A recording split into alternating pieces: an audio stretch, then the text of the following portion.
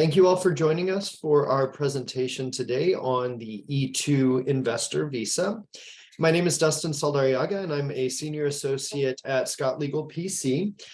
Today, we will be spending time talking about the E-2 Treaty Investor Visa, which is probably the most common visa that we handle at our law firm. Especially for those who want to start a new business in the US. It can also be used for those who want to buy a business in the US or start a franchise.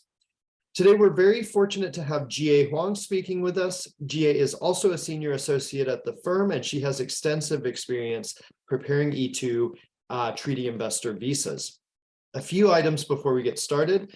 Our firm is a full-service immigration firm, and while we do focus on business immigration, we also handle family immigration as well as humanitarian immigration cases. So if you have any immigration-related questions at all, please don't hesitate to reach out to us. We'd be happy to help.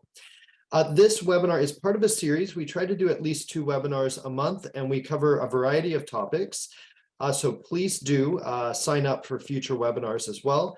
After this presentation, we'll be sending an email that includes a link where you can sign up for those future webinars, as well as find the PowerPoint presentation that you see on your screen.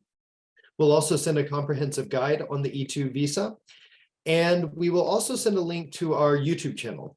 On our YouTube channel, we really do try to post very high quality information for free on a variety of immigration options. So we also put our webinars on our YouTube channel. So check out our YouTube channel for either past webinars or even shorter videos on really a variety of topics.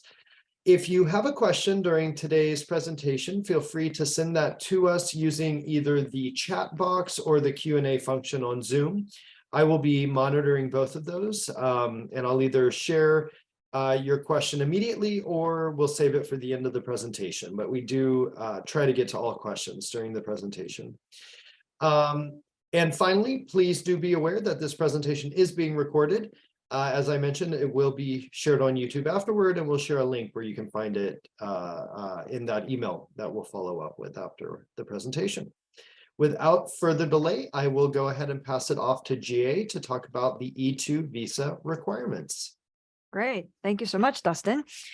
Yeah, so let's first talk about, in general terms, what is an E-2 visa and what are the key requirements. So an E-2 visa, as many of you may know, is a non-immigrant visa for investors who are seeking to come to the US to develop and direct a US enterprise that they invested in. And the E-2 visa won't necessarily directly lead to a green card, but it is possible to continue extending the E-2 visa indefinitely as long as the applicant continues to meet E-2 requirements. So let's talk about the requirements.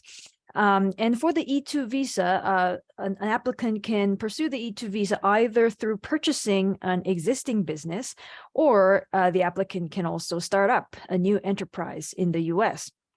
So with respect to the requirements, the first thing to really consider is nationality requirement.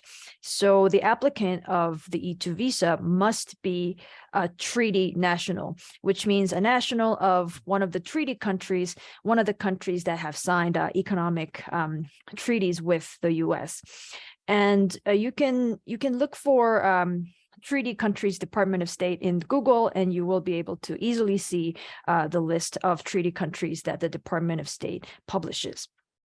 Now, the applicant must be a treaty national, and also the applicant should own more than 50% of the 50% or more, sorry. So it can also be 50%, but either 50% or more than 50% of the treaty enterprise. So that is the ownership requirement as well. Now, with respect to the investment in the E-2 enterprise, the investment that the applicant makes must be at risk, which means it can't be just sitting in a business bank account. It must actually have been spent in expenditures, for example, or be placed in escrow in terms of if it is a business purchase that the E-2 applicant is doing. And the amount of this investment should be substantial. Now, There is no hard minimum, a monetary amount that the government sees to determine whether an investment is substantial. But you can just think of it in a way that you do need to have made all the expenditures necessary to really be able to start up the business and have it be ready to open its doors. So another requirement for the E-2 visa is the source of funds. And each applicant for the E-2 visa must be able to prove that the source of the funds that they use to invest in the E-2 enterprise needs to be a legitimate source. For example, saved earnings that you have accumulated in your own bank account. It could also be a gift from a family or friend or any other source. Or it could also be a loan from a bank. Now, the only restriction on the loan is that it should not be secured by any of the assets owned by the E-2 business itself. But the loan can certainly be secured by other things, such as your own personal property. Another important requirement for the E-2 visa is marginality. And by that, it means the revenue generation potential of the E-2 business must be sufficient, such as the E-2 business cannot really be a one-person shop.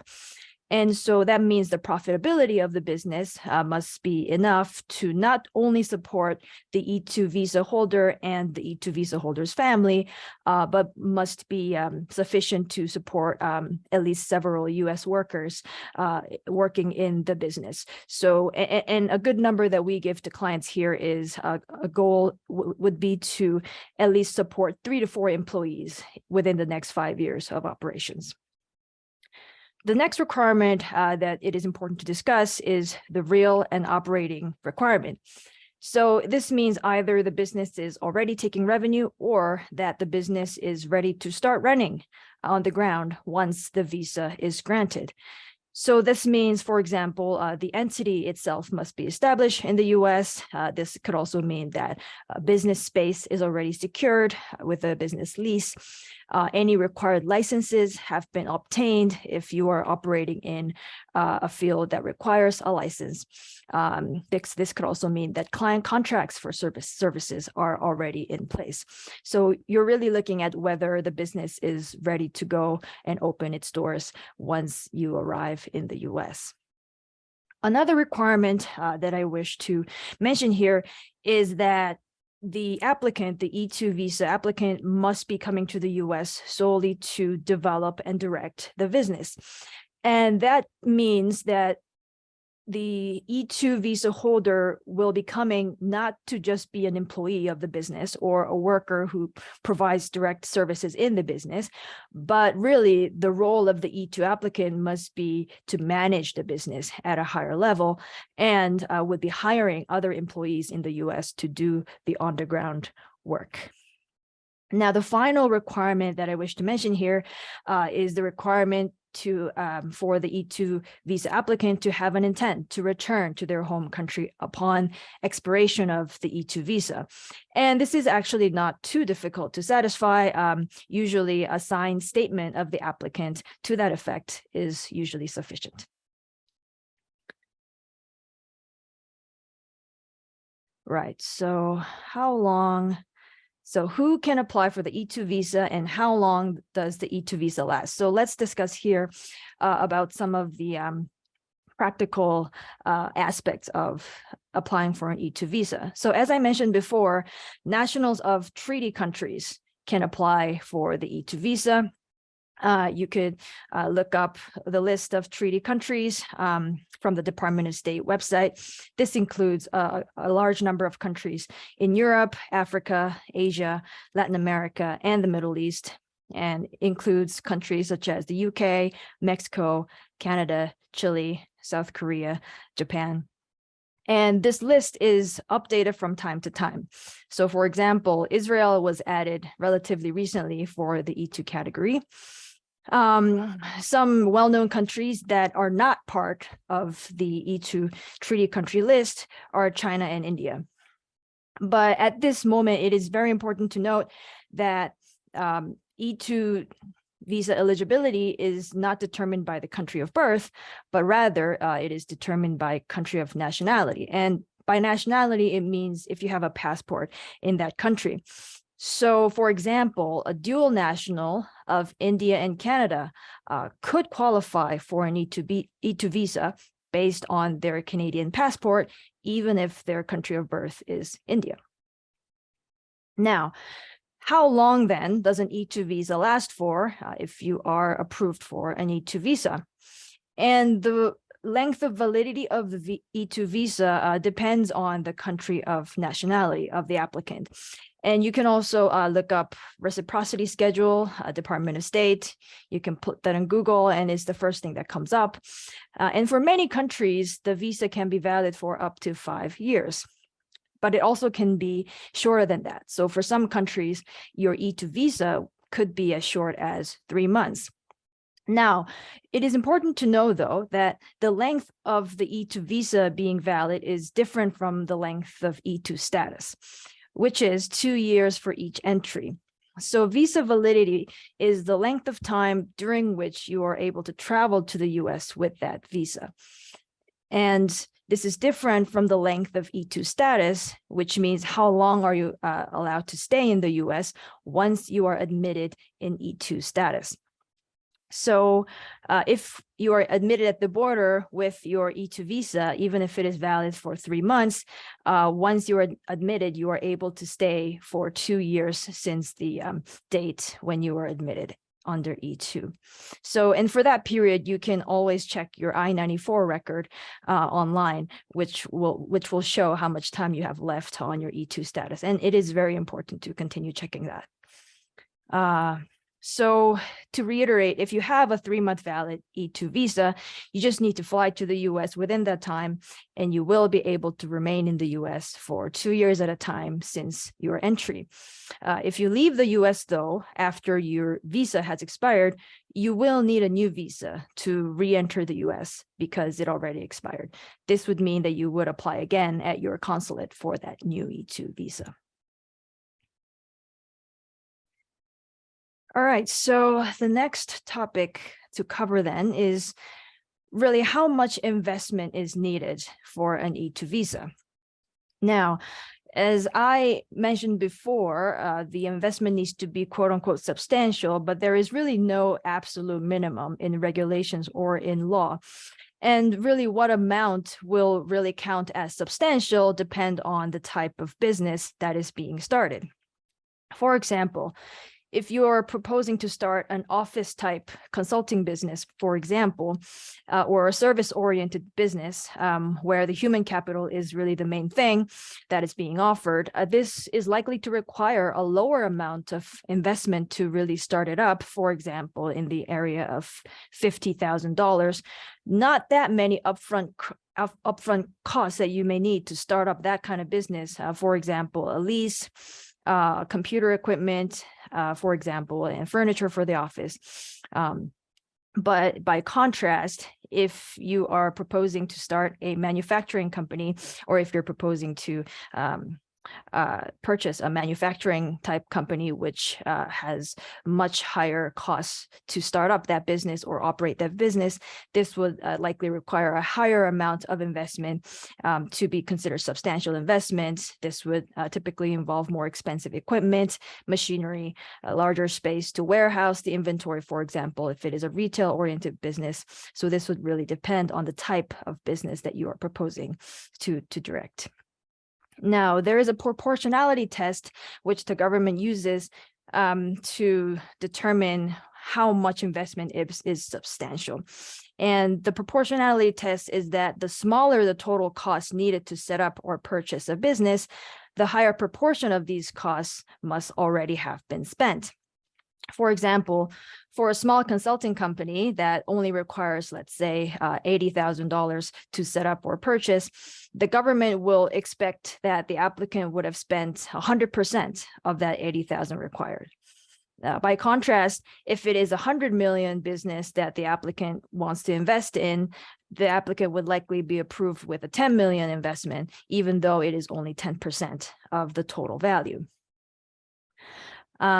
And so this calculation is also affected whether you're starting up a company or if you're purchasing a business.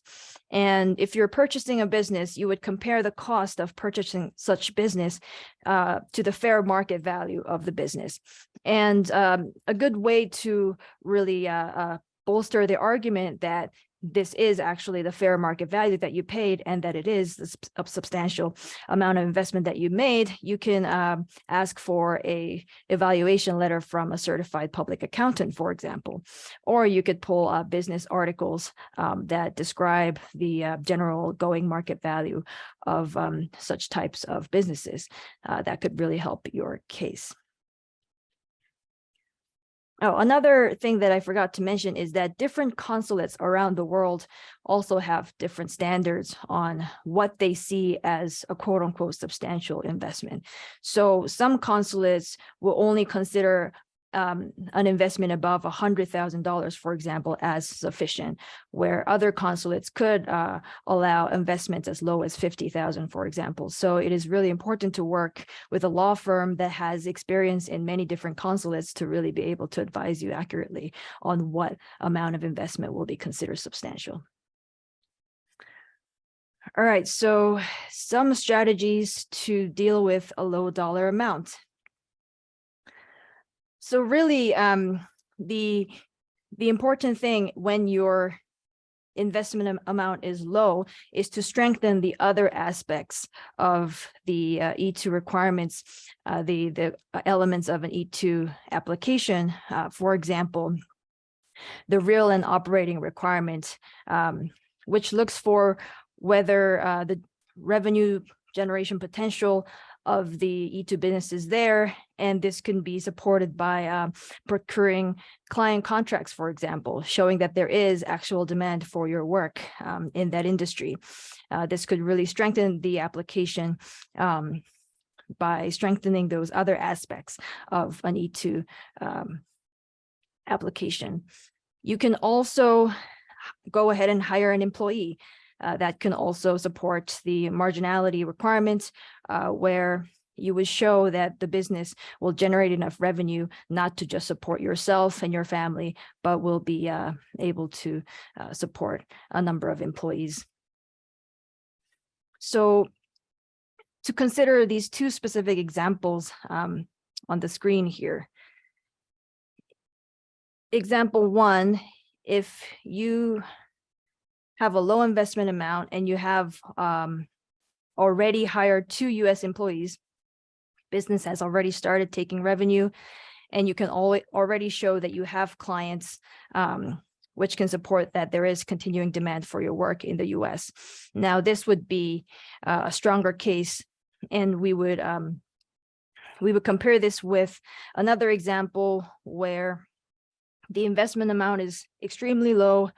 You do not want to invest any more money in the business, but you also don't have any further evidence that there is demand for your work in the US in the form of client letters, for example. You have not hired any employees.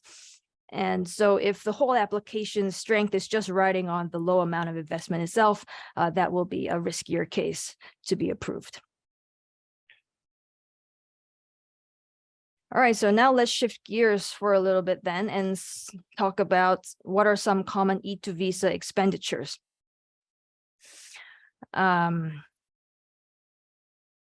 So in talking about the expenditures, I think it is good to consider what are some strong expenditures and what are some weaker expenditures when you are preparing your E-2 application and starting to make expenditures.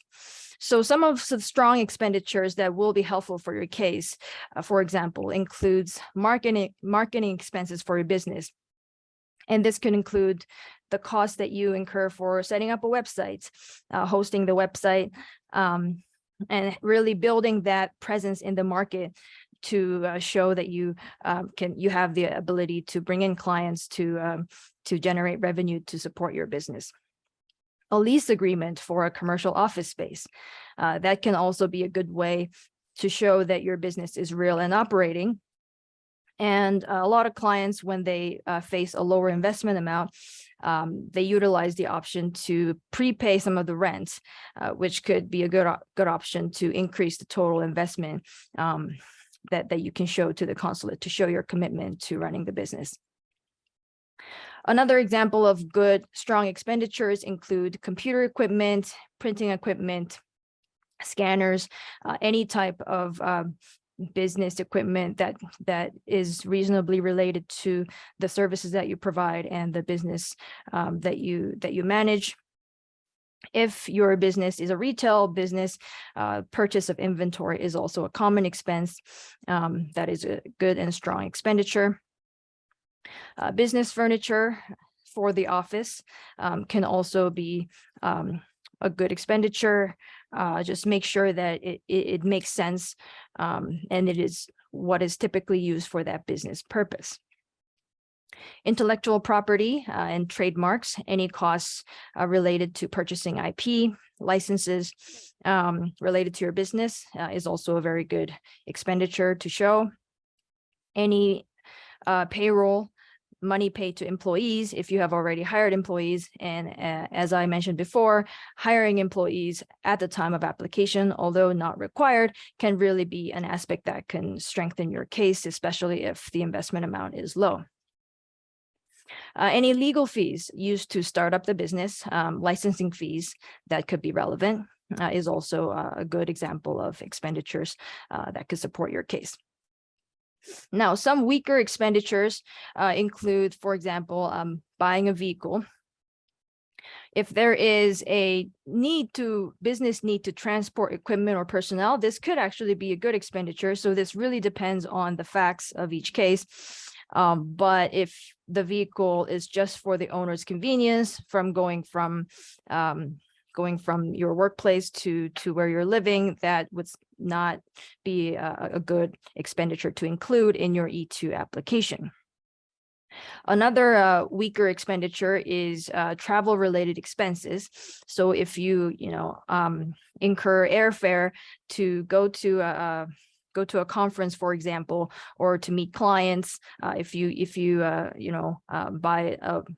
buy a plane ticket to fly to New York and look at businesses for exploring business opportunities, that usually would count as a reimbursable expense, but it would not count as an investment that you would include in an E-2 application.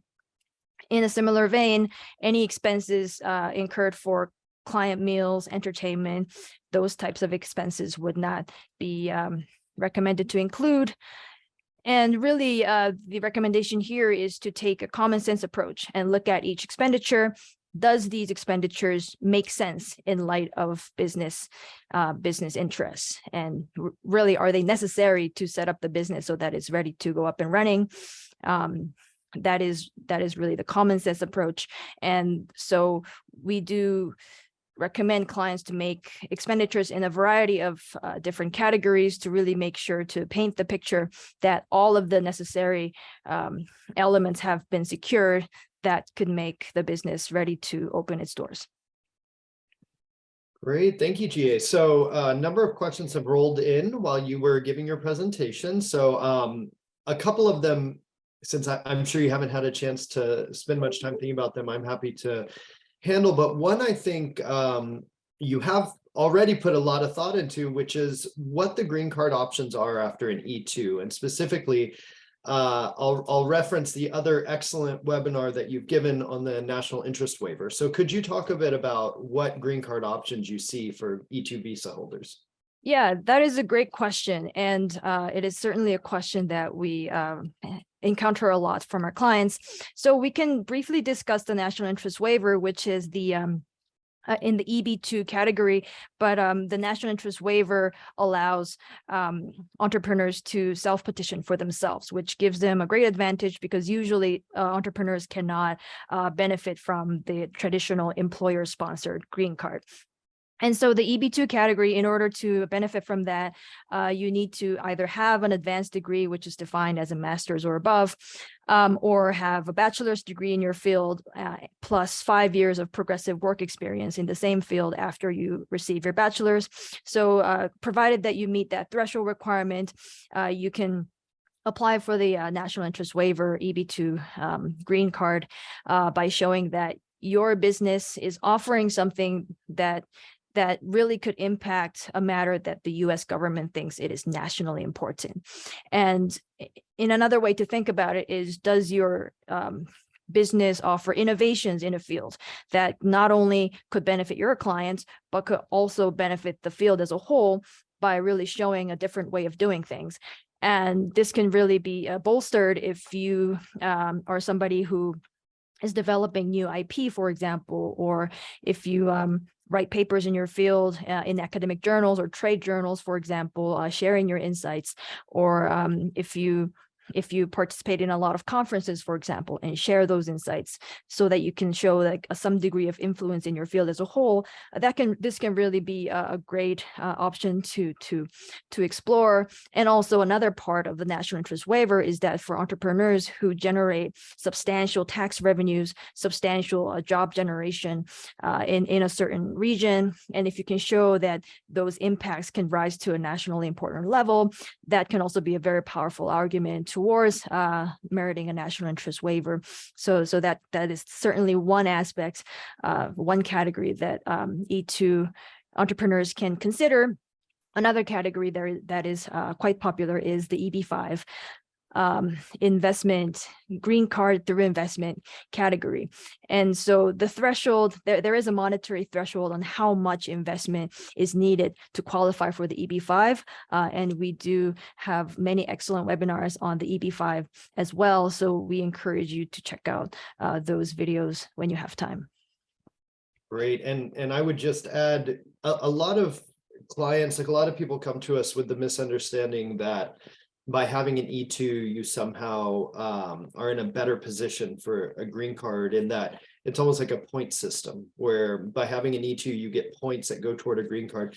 And, you know, that's not really the way it works in the US. Under US immigration law, you basically need an independent basis to apply for a green card. And if you're in the US on an E2, as GA was saying, you know, you may be able to use your business and the, you know, national impact it has, or, you know, the amount invested into it could work toward an EB5, but really you do need to find that independent green card basis, separate and apart from the fact that you have an E2. If you have further questions on that topic, I would encourage you to set up a consultation, since it is very helpful to get into the details of your specific circumstances to talk more about that. GA, there were a couple more questions. If you don't mind, I'm going to go ahead and answer these because Yep, no I've been problem. thinking about them since you were presenting. The first question about the franchising option. We have many clients who pursue E2 visas by starting a franchise. Franchises can be great options because they tend to have track records. If you're starting, say, a McDonald's, the government is going to know what a McDonald's is. They're going to know that McDonald's tends to be successful, is very likely to require a significant investment amount and to employ workers and satisfy some of those requirements GA was talking about. So franchises can be very beneficial. What franchise is best to start? You know, really, I would say beyond what I just said, there's really no franchise that especially stands out. I would say if you're looking at a franchise, just make sure that it's one that's likely to employ US workers and that it's one that will require, you know, a significant investment, typically meaning at least $100,000. And the final thing to be careful of with franchises is you want to make sure that your role is an active one, that as GA said, one of the requirements is to develop and direct the business. Some franchises have the franchisee having a very passive role, that you basically pay for the franchise and then you pass off control of the franchise. That's not likely to satisfy the E2 requirements. You need to have an active role in developing and directing the business. So make sure that you have that in whatever franchise you're considering. GA, was there anything you wanted to add to that? No, I think you really answered the question. So and there's another question here is someone wants to register one company and then they want to buy one business and then they want to add more businesses. Now, if you want to do that though, like I think very careful attention needs to be had to really make sure that you have one entity, or basically when you're applying for the E-2 visa, the entity that you say that you will be running, you can only work for that entity after you enter the US. So I think this is certainly a particular question that would be best answered by a consultation. But you want to be very careful that you are not registering for the E-2 in one entity, but then when you enter the US, then you can't really work for other companies at the same time. You can only work for the E-2 company that you were approved for. Right, and so it's especially important at the application stage. If you know that you want to be engaging in other business activities, you can state that in your application, and you can disclose to the government, that you do have plans to expand the business focus over time. And then once you do that, you don't need to worry about disclosing it to the government a second time, since the government would have approved that broader scope. I think the other thing I would say in response to these three questions, this does get into a complicated area, and in some ways it depends on the consulate. Certain consulates, if you are saying that you have 2 or 3 LLCs, that you want all of them to be the E-2 business, certain consulates might expect you to meet the investment requirement and the employment requirements for each of those 3 LLCs. So you want to be careful of that. You don't want to start 2 gas stations and have to show, you've invested 100,000 in each and you've employed 3 workers in each, if that's going to be difficult to do. One thing you might consider doing is making the E-2 business the kind of the umbrella LLC, and then have doing business as entities underneath, so that they're not separate LLCs, but you have different business names for each of them, so that you can say your E-2 business is the umbrella, and that is going to receive $100,000 of investment. I'm using that as an example, and is going to employ at least 3 full-time workers over the 5-year period. That could be easier for you. Not necessarily the best approach from an asset protection standpoint, which, creating more LLCs tends to be offer more protection. But from an immigration standpoint, an E-2 standpoint, it could be easier to have fewer LLCs in the application. But yes, as GA said, that one could be better answered in more detail through a consultation if you want to talk more. And then finally, before moving on in the presentation, a question here about when to hire employees. My employees are not starting immediately, but the business needs to start. I think the question is asking, can I start start working as the investor? And the answer is you can. If you're applying through consular processing, consulates tend to be more flexible about the E-2 investor actually providing services to clients.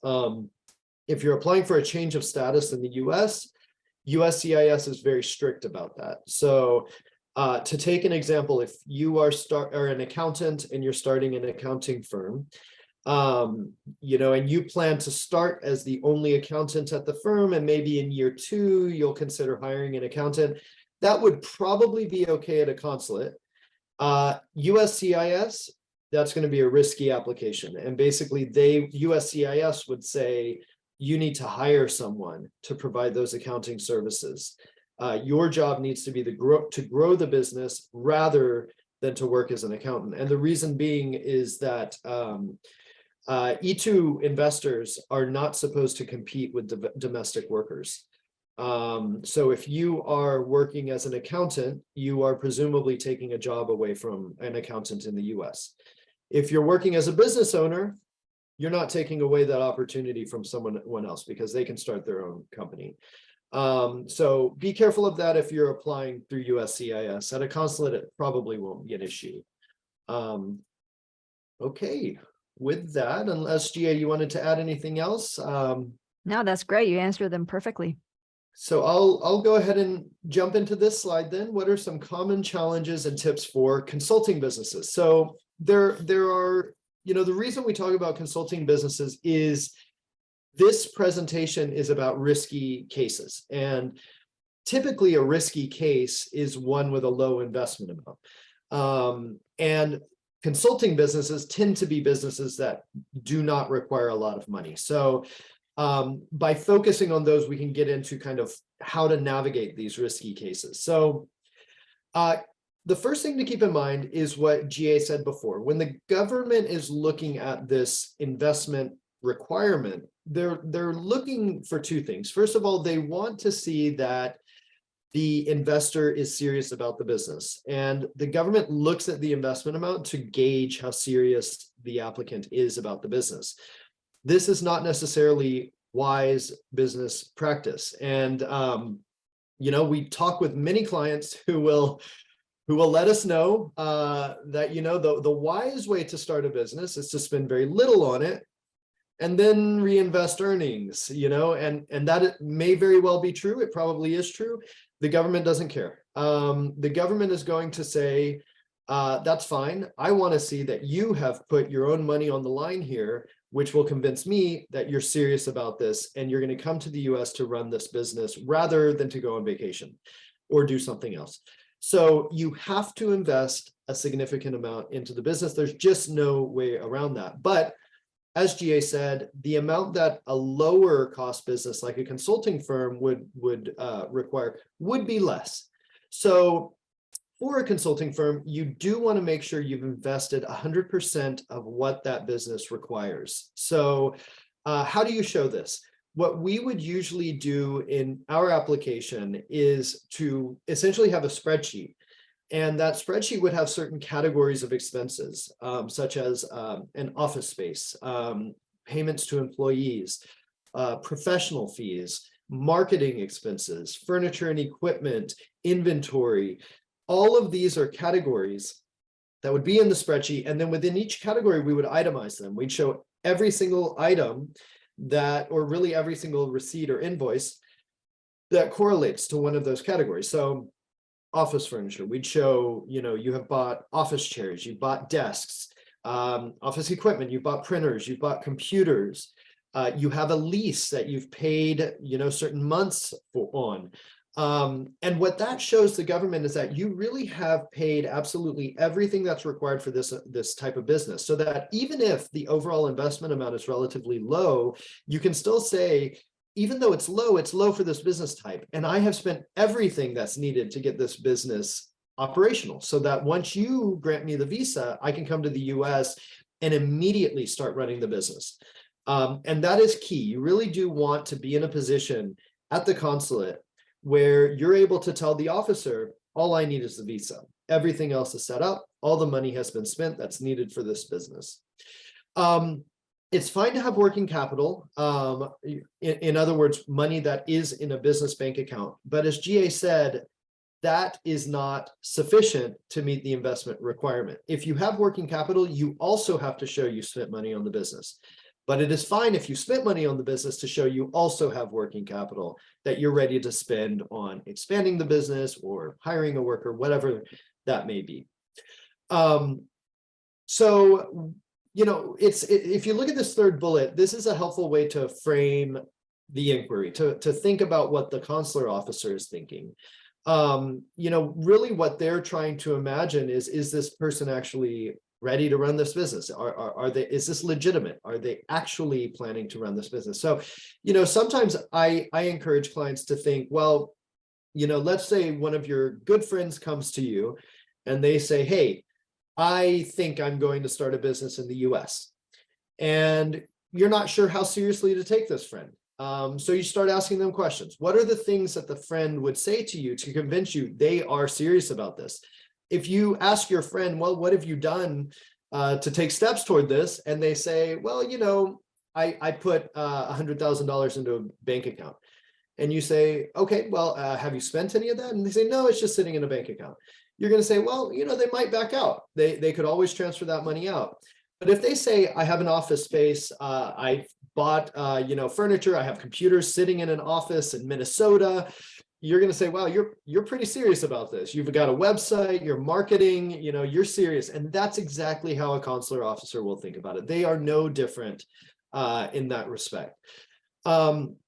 And, again, this final bullet is really what we've been talking about. If you do have a low investment amount, something that GA said that is really key is that there are ways, if you've really spent what is required to start the business and it's still not at, say, the $50,000 or $60,000 mark, you should think creatively about how to strengthen the application. So the first thing you should consider is, are there ways for me to spend even more money in a way that benefits the business? So marketing is oftentimes the first place to look. Are there more things you can do to improve your website, to do more Google ads, to do more Facebook ads, to get the word out about this business? And usually there are opportunities to do that in a way that does benefit the business, where you're not just spending money for the sake of spending money, you're spending money in a way that will hopefully increase your company's revenues.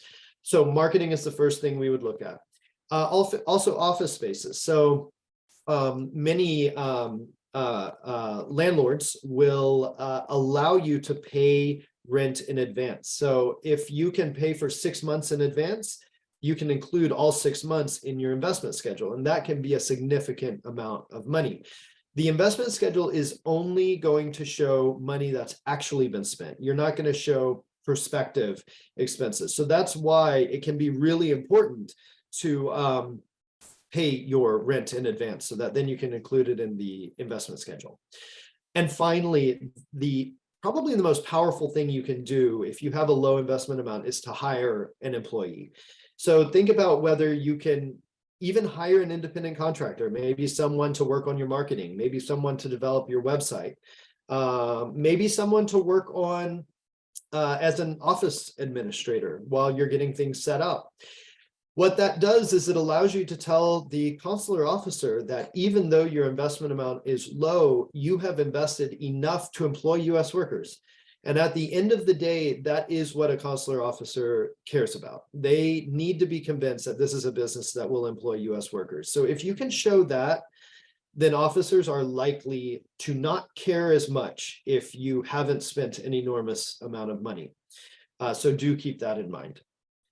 So another category of businesses, we're going to talk about two categories that are especially risky for similar reasons. Those are real estate investment companies and equity trading companies. And the reason why these are especially risky is that the government typically is not convinced that these types of businesses meet the real and operating requirement and will employ U.S. workers and will require the applicant to develop and direct them. So real estate holding companies, meaning these are companies where you buy property on the expectation that the value of the property will appreciate. They're basically speculative investment companies, and equity trading companies are very similar. You're buying equities with the expectation that they'll appreciate in value. The reason why, so purchasing a property, putting it in the name of an LLC does not qualify for an E-2. You must show that the company is not just an idle speculative investment company, that is actually real and operating. So how do you do that? Well, you would want to prove to the government that your business does something that requires workers, and that requires your active engagement in developing and directing the business. So examples of real estate companies that do typically work are brokerage firms, where you might have, office assistants, you might have agents who work for you. Real estate management companies, these are great because typically you need a staff to go out and make repairs, to clean up certain apartments as they are abandoned, and do things along those lines. Renovation or construction companies, very similar, where you need workers to go out and renovate properties, to actually construct new buildings or rooms. House flipping can work. Sometimes the government does see house flipping as speculative, So you do want to show that you have a number of properties and that you are employing workers who are working on these properties and improving them so that you'll be able to sell them at a profit. So at the end of the day, again, you want to show if you're doing a real estate company as an E2 business that the company will employ US workers and that you will be developing and directing the company. It requires your active involvement and is not just an idle speculative company. Very similar with equity trading companies. Show that you're taking investment from more than just friends and family, that this is a legitimate business, that you have all the licenses you need. Investment companies, they tend to require a number of licenses. So you should arrive at your consular interview showing that you have all those licenses lined up to show that the business, again, once you get the visa, you're ready to come to the US and develop and direct the business. Common reasons for E2 denials. We've already talked about low investment amount, the nature of the business, which is what we were just talking about. Real estate businesses tend to be risky, for example. GA talked about filing location. Consulates, some can be more strict than others. If you are considering several locations, let's say you have dual citizenship, you might have the option to apply in more than one consulate. If you are already in the US, you might have the option to apply in Toronto in addition to your home consulate. All of that factors into which consulate would be best to apply at. And we spend a lot of time working with clients to figure out where the best venue, the best location would be, because they really are not all created equal. You can typically apply for an E2 visa even in a non-E2 treaty country, but that also needs to be factored into the discussion. One common reason for an E2 denial is that you have a similar company in your home country, but you haven't employed workers. So if you want to come to the US to start a consulting firm, very similar to the one you run in the UK, but your business in the UK is 10 years old and you've never employed anyone, that is going to be something you need to explicitly address in your application. And namely, you need to explain to the government why you're going to do things differently with your US company so that it employs people. Similarly, if you're buying a business in the US, make sure it's a business that has a few US workers already, because if you're buying a business in the US that's been around for 5 years and they've never employed anyone, you are starting in a defensive position. You have to immediately address why the company hasn't employed people and how you're going to start employing people in spite of that track record. So better to just buy a company that has US workers already so you don't have to address that problem.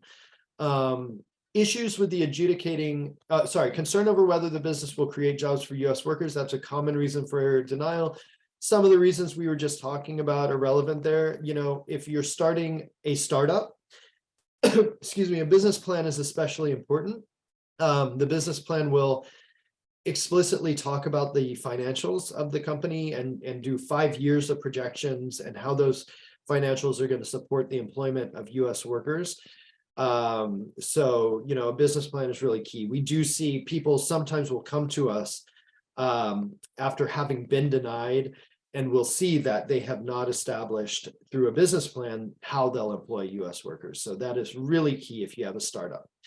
Issues with the adjudicating officer, officers have essentially complete discretion in these applications. So if they really have any inkling, any reason to deny you, even if they're in a bad mood, they have the ability to do that, for better or for worse. So most officers are qualified or good at their job, have seen a number of these, and we find that they really are familiar with the regulations and reach a reasonable decision.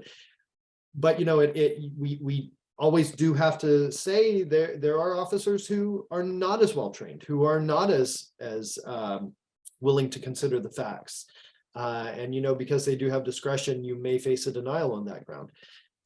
Fortunately, you can apply again. So, and typically if you apply again, the consulate will assign you to a different officer. So typically that's not an insurmountable issue.